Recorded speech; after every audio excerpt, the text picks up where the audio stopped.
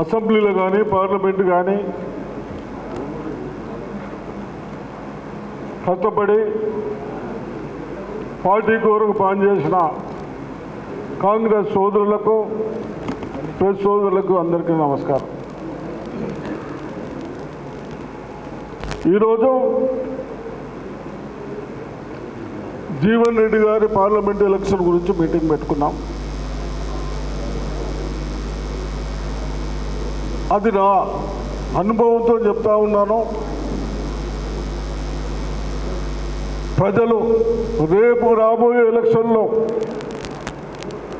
మనము ప్రజల ముందుకు పోవాలి. ఈ టీఆర్ఎస్ కానీ బీజేపీ కానీ 10 సంవత్సరాల్లో బీదలకు కానీ చదువుకున్న వాళ్ళకు కానీ ఒక ప్రాజెక్టు కానీ ఒక పవర్ ప్లాంట్ కానీ చెయ్యక లక్షలాది కోట్ల రూపాయలు బాకీలు పెట్టి మన జీవితాలతో ఆడుకున్న అటువంటి వాళ్ళకు ఓటేద్దామా అని ఒక్కసారి అడిగితే బీజేపీ గురించి చెప్తా ఉన్నారు. సబిరాల్ గారు కూడా చెప్పారు. ఏదైతే అయోధ్య గురించి ప్రచారం చేశారో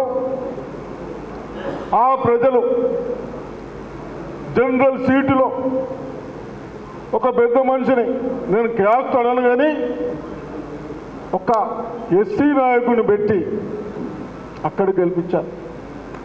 అంటే ప్రజల ఆలోచనలు అక్కడ ఏమి పనులు చేయలేదు, కేవలం మాటలకే పరిమితమైంది. కాబట్టి ఆ విధంగా ఆలోచించాలి. కానీ మన దగ్గర కూడా మనం గత 60 సంవత్సరాలు ఇన్ని ప్రాజెక్టులు కట్టుకున్నాం. మనం ఎక్కడ ఏం రేట్లు పెంచకుండా మీ అందరికి అందుబాటులో ఉండేటట్టు కాంగ్రెస్ ప్రభుత్వం సెంట్రల్ అయితే ఏమి స్టేట్ ఈ 10 సంవత్సరాల్లో కేవలం ఏం ప్రాజెక్టు చేయకుండా మనం 60 సంవత్సరాలు అయితే ఇందరు మందిని నడిపి ఇన్ని ఇళ్ళు కట్టించి అటువంటి ఎన్ని లోన్లు చెప్తే ఈ దద్దమ్మ గవర్నమెంట్లో ఈ 10 సంవత్సరాలు అంత లోన్లు చెప్పి మన పైన వేసి, మరి ఆ రోజుల్లో చెప్పారు, ప్రైమ్ మినిస్టర్ గారు చెప్పారు, ఉద్యోగుల గురించి చెప్పారు. ఎక్కడైనా ఉద్యోగాలు వచ్చినా ఉన్న ఫ్యాక్టరీస్ అన్ని ప్రైవేటైజేషన్ చేస్తూ ఉన్నారు. ఈగడ కనీసం మన నిజామాబాద్ డిస్టిక్లో మన కాంగ్రెస్ పార్టీ ఉన్నప్పుడు మన రైతులకు, విద్యార్థులకు ఉపయోగపడాలని ఒకటి సెట్ తెచ్చుకున్నాం. కనీసం 6,000 to 7,000 పిల్లలకు ఉద్యోగాలు వస్తాయని నేను ఆ రోజు కొట్లాడి, జైపాల్ రెడ్డితో కొట్లాడి 50 కోట్ల సబ్సిడీ ఇచ్చినా ఈ దద్దమ్మలు దాన్ని కూడా ఏం చేయలేకపోయారు. ఆఖరి ఇన్ని సంవత్సరాలు మన నిజామాబాద్ 40 సంవత్సరాల నుంచి హాస్పిటల్ కావాలని, మెడికల్ కాలేజ్ కావాలని అనుకుంటాం. సరే, మెడికల్ కాలేజ్ కట్టాం. ఎక్కడైనా మెడికల్ కాలేజీలో డెలివరీస్ ఉన్నాయి, డెలివరీస్ పక్కన పెడతారు, పక్కకు ఒక వేరే అలాట్మెంట్ చేస్తారు. దాన్ని మనం ఈజీఎస్ అక్కడ శివాజీనగర్ హాస్పిటల్ ఉంది, అది బంద్ చేశారు. ఏది ఈఎస్ఐ అది ఇవ్వమని నేను మొన్న 2 లెటర్లు రాసినా అది కూడా ఏం పట్టించుకునే వాళ్ళు. అంటే ఈయనలా మనం ప్రజలు పట్టుకొచ్చుకునే వాళ్ళు. తప్పనిసరిగా మరి నేను ఎక్కువ మాట్లాడకుండా ఏదైతే స్కీముల గురించి చెప్తా ఉన్నాం. ఇప్పుడు సబిరాల్ గారు చెప్పారు, 100 రోజులు కోర్టులు వచ్చినాం, 30,000 ఉద్యోగాలు ఇచ్చాం, పెన్షన్ స్టార్ట్ చేస్తున్నాం, ఇస్తూ ఉన్నాం, ఎంప్లాయీస్కు సాలరీస్ ఇస్తూ ఉన్నాం, ఇన్ టైంలు ఇస్తూ ఉన్నాం. ఈ విధంగా ఇల్లు కట్టిస్తామని చెప్పాం, తప్పనిసరిగా కట్టిస్తాం. అదేవిధంగా నా రైతుకు కష్టపడి ఎవరైతే వ్యవసాయం చేస్తారో వాళ్ళకు లోన్ మాఫీ చెప్పాం, రైతు బంధువు చెప్పాం, ఇవన్నీ చేస్తూ ఉన్నారు. వాళ్ళు 10 సంవత్సరాలు ఏం చేయకుండా మాట్లాడలేదు. మీరు ధైర్యంగా ఉండండి, తప్పనిసరిగా ప్రజల ముందుకు మేము కూడా వస్తాం. వాళ్లకు మనం కంపారిజన్ చేసుకుందాం. ఎన్ని రేట్లు మనం ఒక కుటుంబం 5,000తో నడిచేది ఇప్పుడు కనీసం 8,000-9,000 నడిచేందుకు వచ్చింది. కారణం బీజేపీ ప్రభుత్వం కాదా, టీఆర్ఎస్ ప్రభుత్వం కాదా? ఇవన్నీ తీసుకురావడానికి నేను కూడా వేదికలు ఉన్నా మిత్రులకు రిక్వెస్ట్ చేస్తూ ఉన్నాను.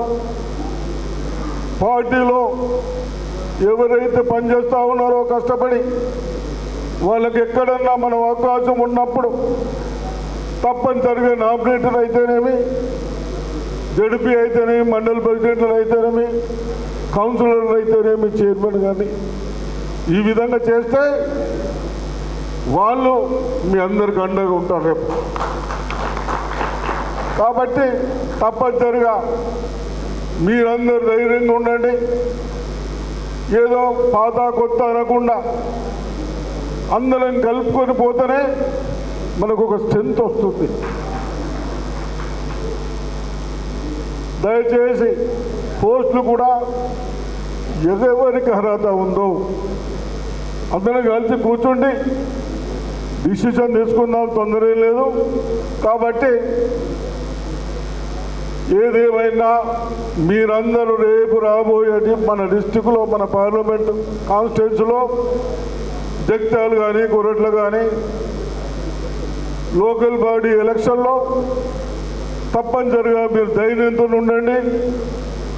మా వంతు మేమందరం తప్పనిసరిగా మీ లోకల్ ఎలక్షన్లో పనిచేస్తాం, మిమ్మల్ని గెలిపిస్తాం. మీకు జడ్పీ చైర్మన్ కానీ మున్సిపల్ చైర్మన్ కానీ చెప్తామని చెప్తూ, అదేవిధంగా పెద్దలు జీవన్ రెడ్డికి ఏం పోలే. 10 సంవత్సరాల నుంచి నేను చెప్పినాయి కనీసం పార్లమెంట్లో మాట్లాడేవాళ్ళు లేరు. వారిది కాదు, మనది, ప్రజలది. ముఖ్యమంత్రి గారు చెప్పారు, రేపు మా ప్రభుత్వం వస్తే ఒక పెద్ద మనిషిగా, అనుభవం ఉన్న వ్యక్తిగా వ్యవసాయ మినిస్టర్ కూడా ఇప్పేయడానికి మేము ప్రయత్నం చేస్తామని చెప్పారు.